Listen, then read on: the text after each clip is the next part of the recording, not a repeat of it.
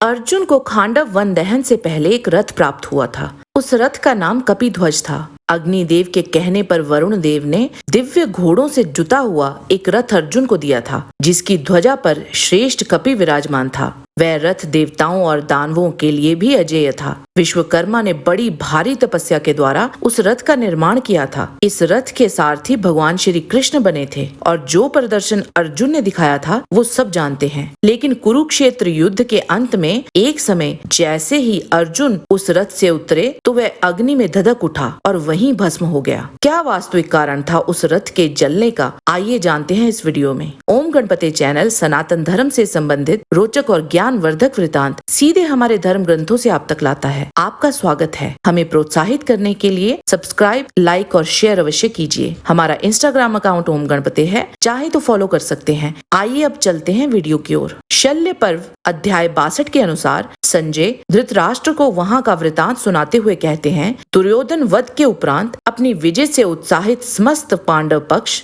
हर्ष से भर उठा और वहां श्री कृष्ण ने पंचजन्य शंख बजाया। प्रसन्नचित्त अर्जुन ने देवदत्त नामक श्रेष्ठ शंख की ध्वनि की तथा अन्य योद्धाओं ने भी अपने अपने शंख बजाए। उन महान शंखों के शब्द से सारा आकाश भर गया था। तत्पश्चात कुंती के पुत्रों ने पहले दुर्योधन के शिविर में प्रवेश किया। वह शिविर शोभाहीन दिखाई देता था। कुरुराज के शिविर में पहुंचकर रथियों में श्रेष्ठ पांडव अपने रथों से नीचे उतरे। तत्पश्चात भगवान श्री कृष्ण ने अर्जुन से कहा, वीर, तुम गांडीव धनुष को और इन दोनों बाणों से भरे हुए अक्षय तरकसों को भी उतार लो, फिर स्वयं भी उतर जाओ। इसके बाद मैं उतरूंगा। अनग, ऐसा करने में ही तुम्हारी भलाई है। अर्जुन ने वह सब वैसे ही किया। तदंतर श्री कृष्ण घोड़ों की बागडोर छोड़कर अर्जुन के रथ से स्वयं भी उतर पड़े। भगवान श्री कृष्ण के उतरते ही अर्जुन का ध्वज स्वरूप दिव्य वानर उस रथ से अंतर्ध्यान हो गया था। इसके बाद अर्जुन का वह विशाल रथ, जो द्रोण और कर्ण के दिव्यास्त्रों द्वारा दग्ध प्राय हो गया था, तुरंत ही आग से प्रज्वलित हो उठा।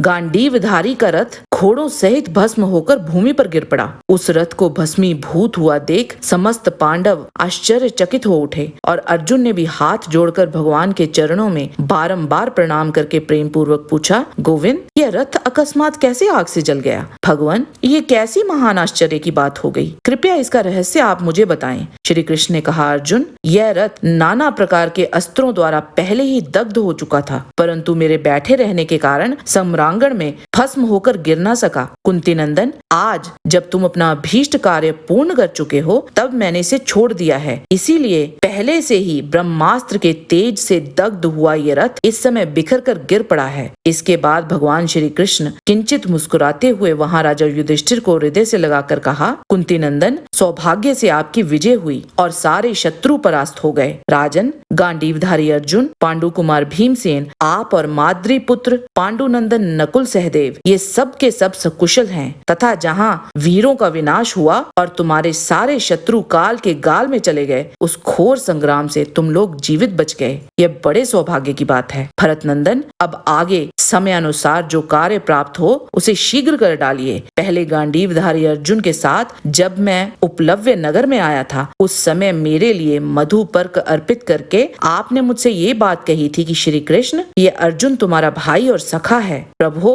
तुम्हें इसकी सारी आपत्तियों से रक्षा करनी चाहिए। आपने जब ऐसा कहा तब मैंने तथास्तु कहकर वह आज्ञा स्वीकार कर ली थी और कहा था, आपका भाई सुरक्षित है और आपकी विजय अवश्य होगी। धर्मराज, अर्जुन एक निडर योद्धा है और सच्चाई ये है कि वह अपनी वीरता के बल पर अपने सगे भाइयों सहित उस महासमर से जीवित बचने में सफल रहे, जिस युद्ध ने कई शक्तिशाली योद्धाओं का विनाश कर दिया। श्री कृष्ण के ऐसा कहने पर धर्मराज युधिष्ठिर के शरीर में रोमांच हो आया। वे उनसे इस प्रकार बोले, शत्रु मर्दन श्री कृष्ण, द्रोणाचार्य और कर्ण ने जिस ब्रह्मास्त्र का प्रयोग किया था उसे आपके सिवा दूसरा कौन सह सकता था? साक्षात वज्रधारी इंद्र भी उसका आघात नहीं सह सकते थे। आपकी ही कृपा से हम इस युद्ध में विजयी हुए और बड़े से बड़े युद्ध में भी अर्जुन कभी पीछे नहीं हटे। महाबाहो, आपके द्वारा अनेकों बार हमारे कार्यों की सिद्धि हुई है और हमें तेज के शुभ परिणाम प्राप्त हुए हैं। उपलव्य नगर में महर्षि श्री कृष्ण द्वैपायन ने मुझसे कहा था कि जहाँ धर्म है वहीं श्री कृष्ण है और जहाँ श्री कृष्ण है